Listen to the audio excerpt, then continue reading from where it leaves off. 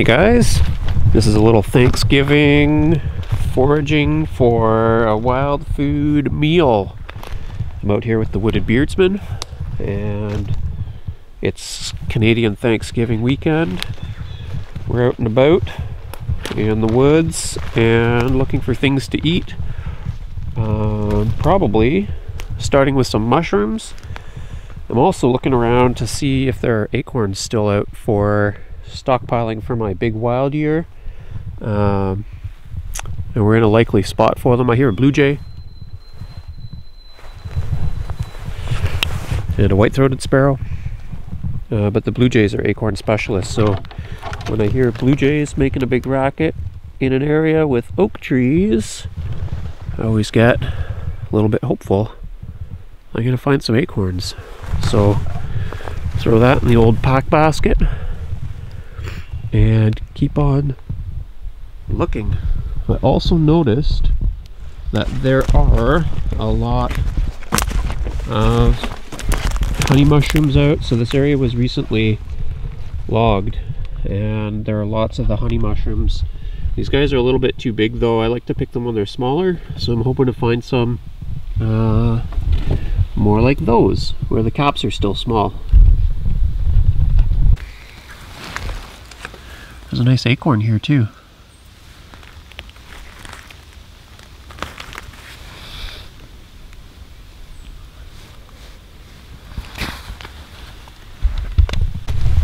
So you find the honey mushrooms growing on wood.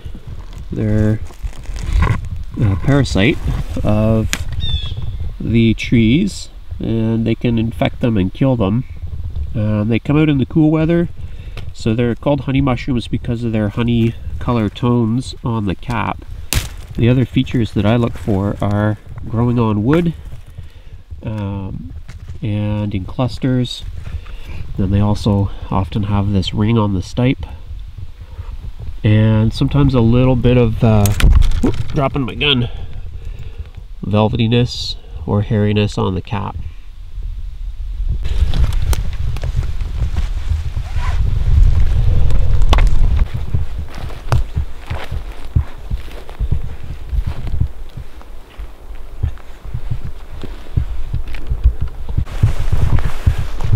This area here is almost all jack pine and sand flats. So we're walking through to a lake edge,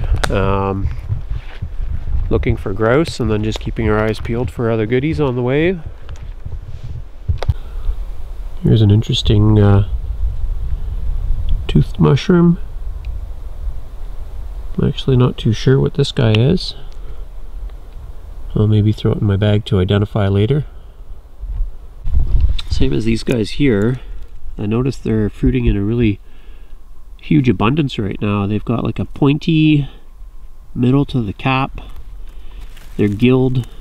They have a very fibrous stipe. And the other one that I picked seemed to have a lot of glandular dots along the cap. I picked one to identify later. And this one seems to be peeling back in scales. So it should be relatively easy to identify because it looks pretty unique. There are hundreds of them out here today. There are a lot of Mayflower fruits. Enough of them to pick in quantity. Although I've never done that before, I'm not really sure what you would use them for. But they're pretty tasty.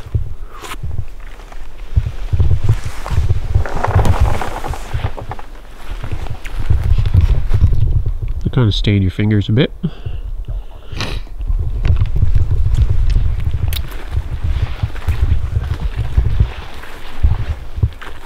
They have these little white pits inside. Oop, pink. Focus. Little pink pits.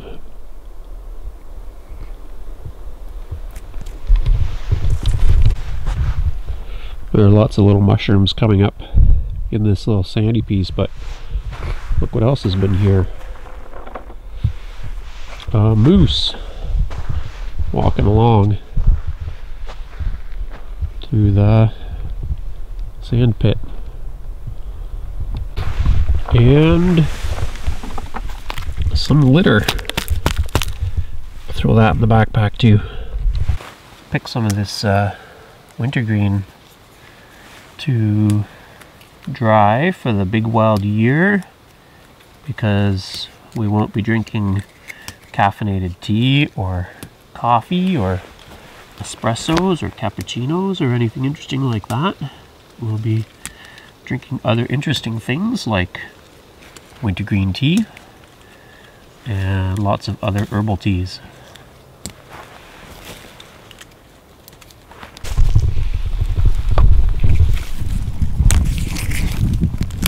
Just one leaf from each plant.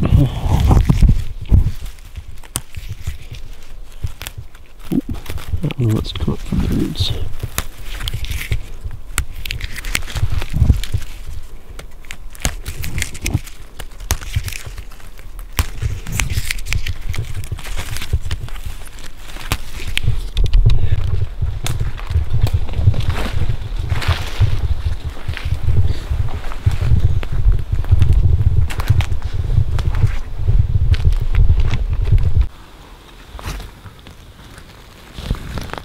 So here are honey mushrooms again, and they're at the stage that I like to pick them. You can see the cap is still closed, so the veil underneath hasn't opened up yet.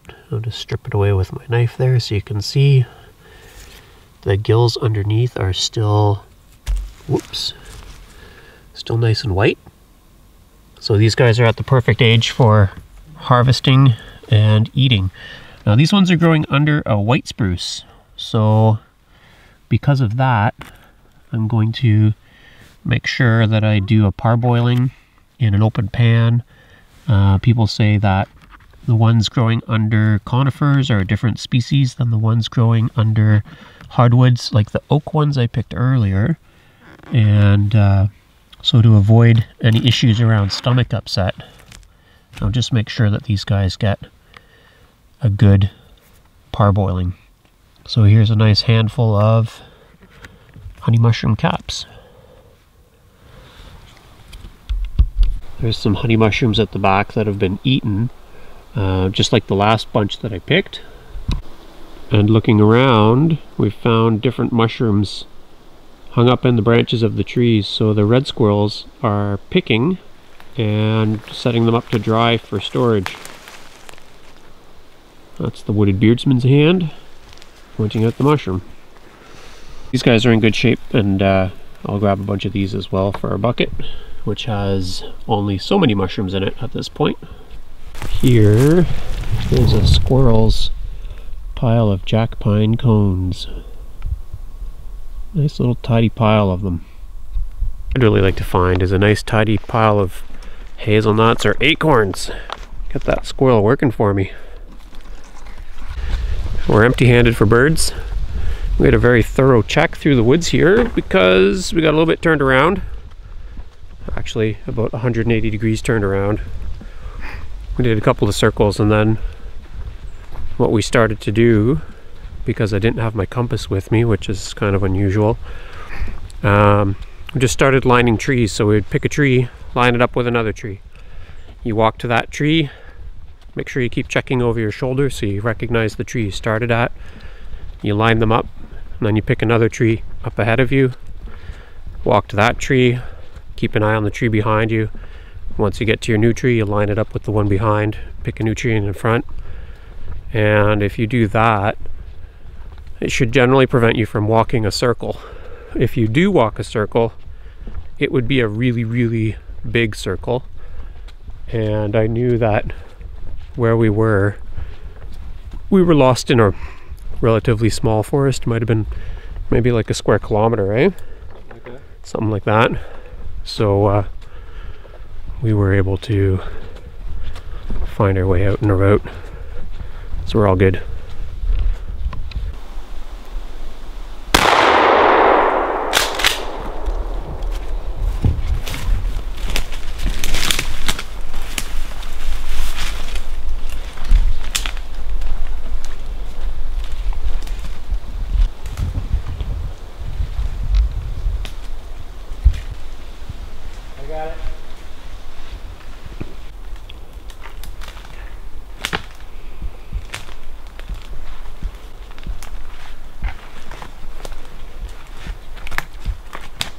Yeah, usually they just drop where you shoot them or they get clean away. This one went for a ride.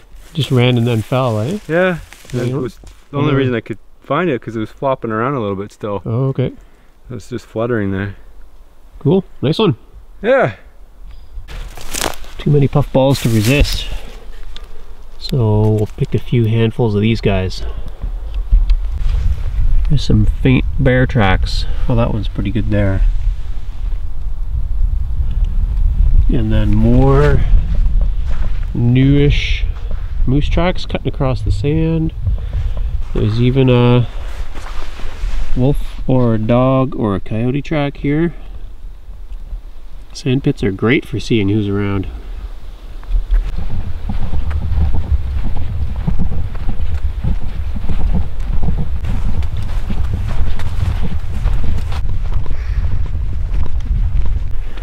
So we're back at the truck and we just flushed a grouse off the road. So I'm just gonna drop off some sweet fern that I picked. This is good for making tea. It's very aromatic. Save it up for the big wild year.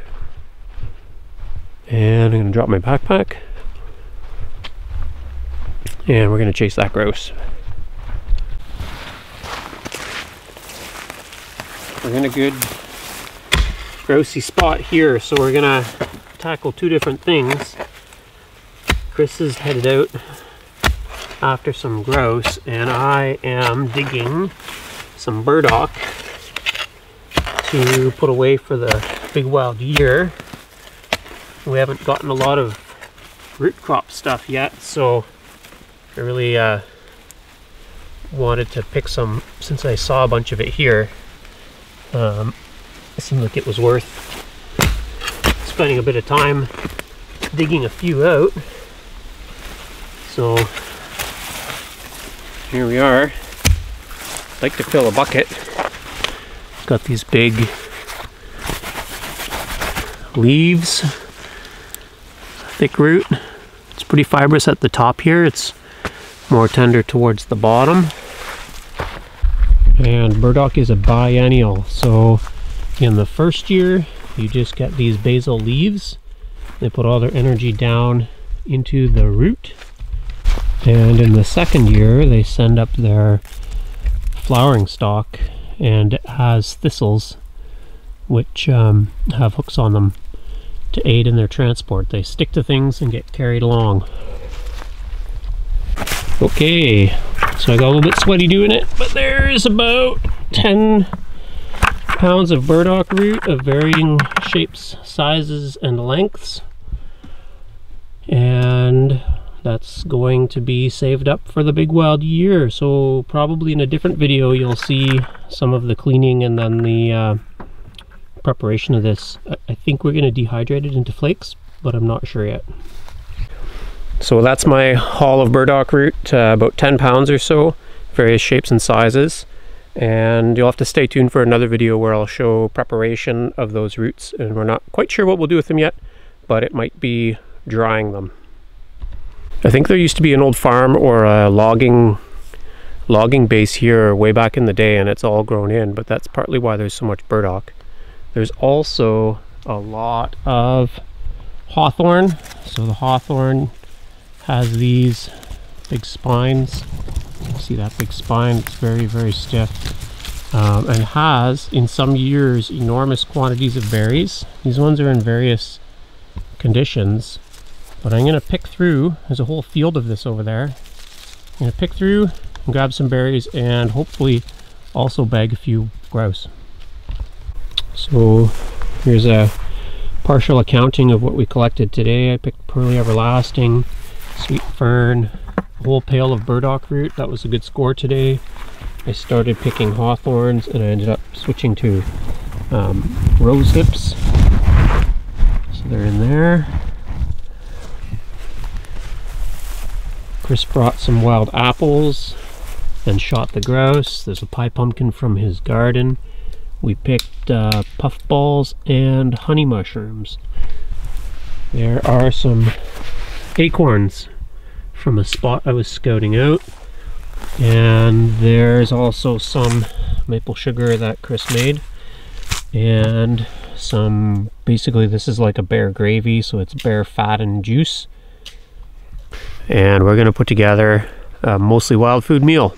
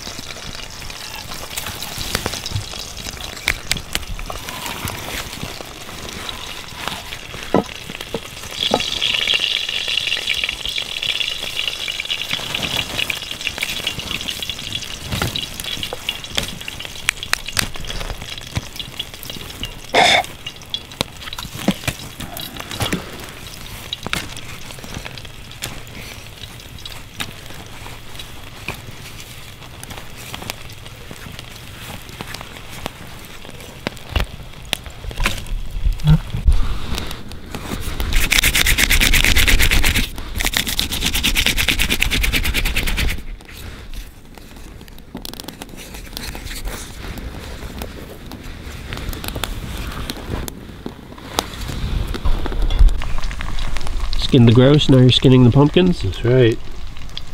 Unless you want to eat the skins. Not particularly. Looks good. Is there maple sugar in there yet? Not yet. No, so you've just simmered them. Yeah, just soft enough so you can take the skins off. And then you'll put some And we'll, sugar in and stew them up. yep, mash them. Sounds good. Mash them and stew them. Pretty simple. It'll taste like pumpkin pie. We've had this before. Yep, we have. On your channel and on mine.